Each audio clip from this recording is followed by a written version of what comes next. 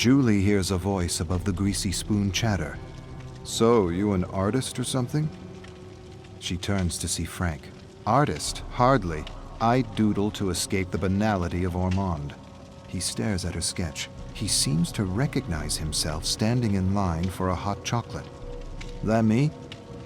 She feels sudden warmth running up her neck. She already knows before he tells her that he's not from Ormond. He looks different, fun, free, rebellious.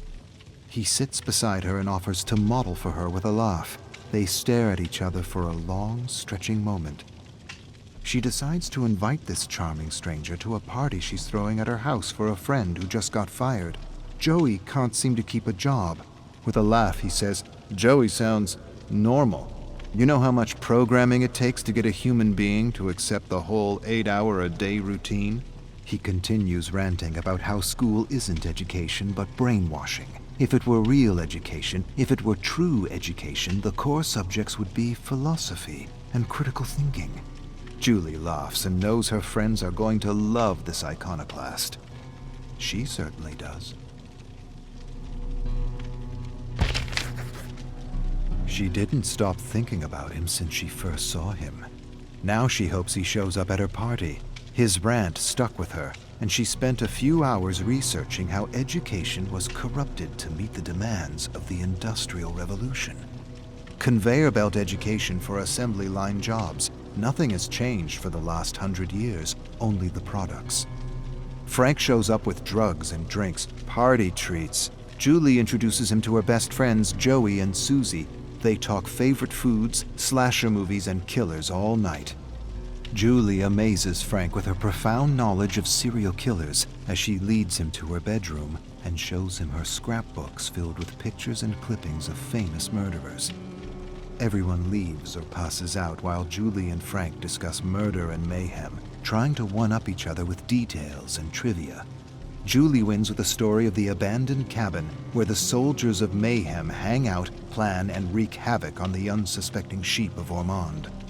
Frank laughs and calls bullshit on the story. No such thing as the soldiers of Mayhem. He read enough about Ormond to know that nothing of the sort happened at the resort cabin. Nothing but bad business and bankruptcy. Julie laughs. "This story, Frankie, happens in the future." She grabs a black felt marker and writes "Soldiers of Mayhem" on his white shirt. He smirks. "I like the idea, but I hate the name." Julie shrugs. "It's a work in progress."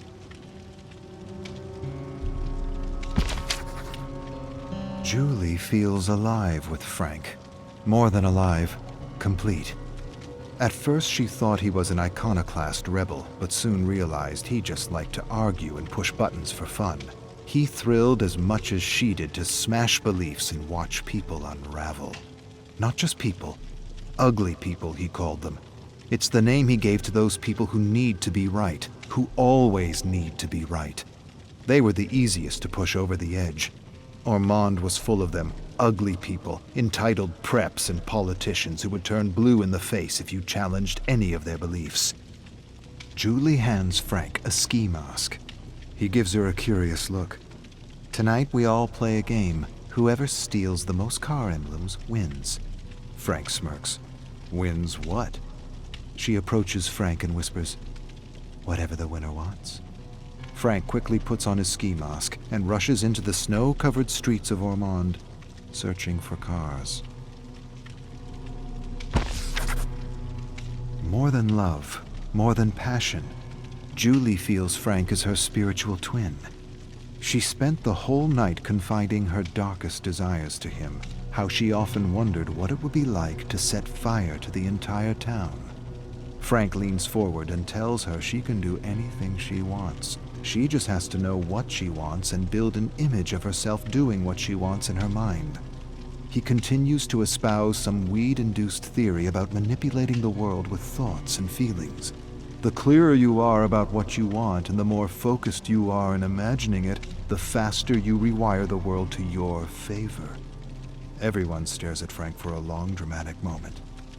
Then they burst out laughing in unison. "Let's all just imagine buckets of money." Frank shakes his head. "Money is dead on its own. Money doesn't inspire the world. Real passion and emotion does. See yourself doing what it is you want to do for the rest of your life with passion.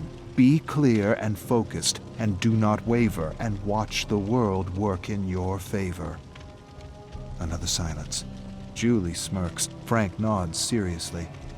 She closes her eyes and imagines herself and her friends turning Armand into their personal playpen. She opens her eyes. Julie and Frank wait for Joey and Susie at the old abandoned cabin. Of course, it had to be the cabin, the only exciting place in Ormond. Julie looks at the place. It needs some love. Joey and Susie are out messing with the sheep of Ormond as usual. They soon enter with a bunch of stop signs and laugh about the accidents they caused. No one dead, but some serious injuries, 6 to be precise. They snap some pictures to capture the moment. Joey then tells them he got a new job at the local hardware store. They all make bets on how long he'll keep this job. Julie appraises the space and has an idea. She'll decorate the walls with the emblems they pulled off the cars of Ormond.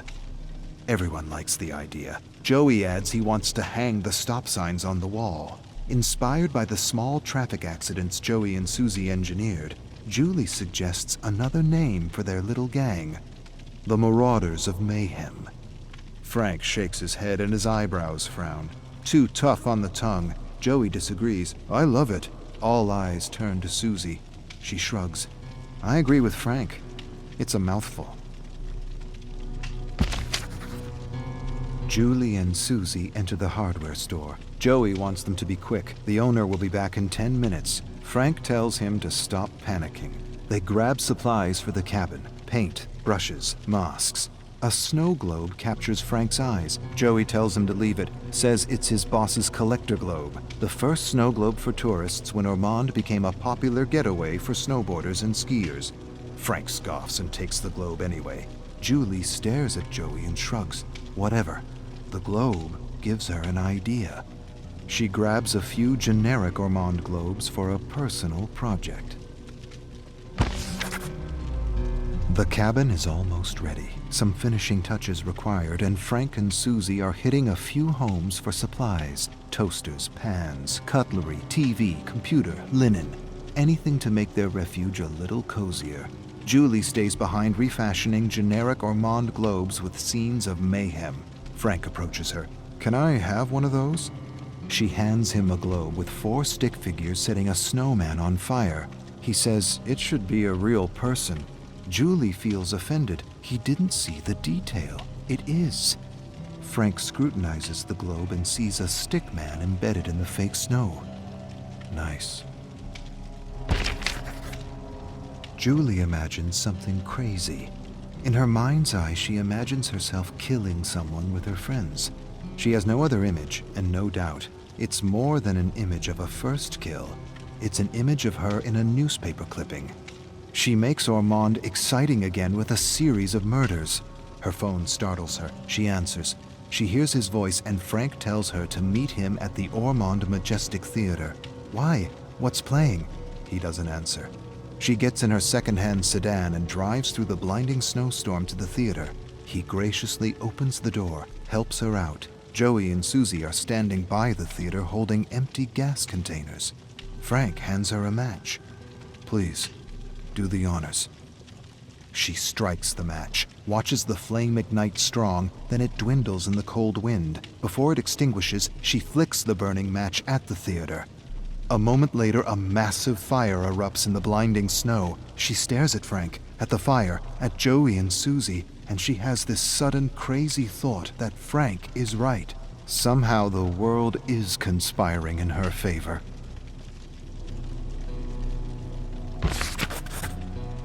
Joey paces the cabin, suggesting names for the group. Susie thinks they need some kind of a costume, like superheroes. Julie laughs. "We trying to be famous?" Frank shrugs. "Why not?" Julie shrugs. "No one ever got famous with petty theft and arson. Maybe we should do something real." Frank leans forward. "What does that mean? Something real?" Julie goes quiet for a moment. She's not sure what she's thinking, or if she's thinking at all, but she wants to feel the thrill she's read about in books. She wants to be more than common, more than ordinary, bigger than life. Frank smiles at her and asks if she thinks she could kill someone. She thinks for a moment. I could.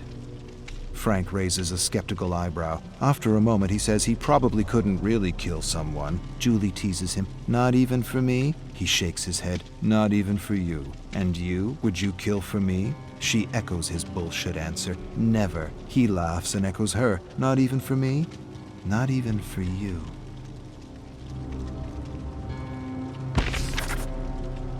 Frank won the bet, and he's collecting. Joey didn't last a month at the new job. The owner accused him of stealing a chocolate bar, and now he paces the cabin hysterical. Of all the things, a chocolate bar he claims he never stole. The injustice of it all.